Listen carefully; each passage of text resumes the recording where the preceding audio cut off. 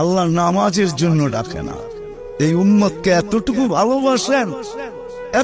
ভালোবাসেন যে আল্লাহ কথা বলার জন্য ডাকেন, নামাজের জন্য ডাকেন না। এই জন্যই মনে হয় কিতাবওয়ালা লেখছে মুসাল্লি উনাজি রব্বা, নামাজি আল্লাহর সাথে কথা বলে।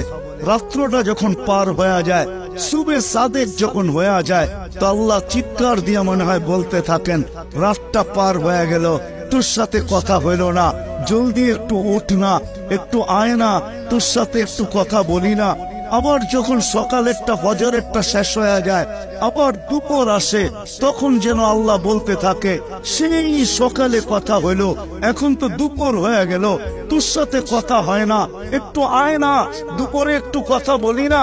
দুপুর যখন গণায় আসর বিকাল হয়, তো আল্লাহ আবার ডাকে, সেই দুপুরে কথা হইল, এখন তো বিকাল হয়ে গেল, আয় না, তোর সাথে একটু কথা বলি না। বিকালের পরে যখন সূর্য ডুবে যায়, তো আল্লাহ আবার বলে, সেই বিকালে কথা হইল, আর সূর্যটা ডুবে গেল, এখন তো রাত্রই হয়ে গেল, আয় না, তোর সাথে একটু কথা বলি না, যেটাকে মাগরিব বলে। আপনি বলবেন এশারের সময় কেন কথা বলে?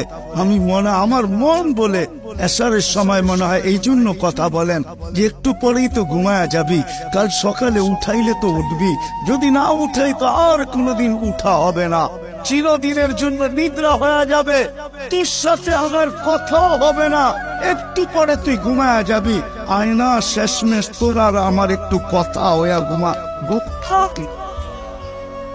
আমার তো মনে হয় আল্লাহ কথা বলার জন্য ডাকে, নামাজের জন্য ডাকে না।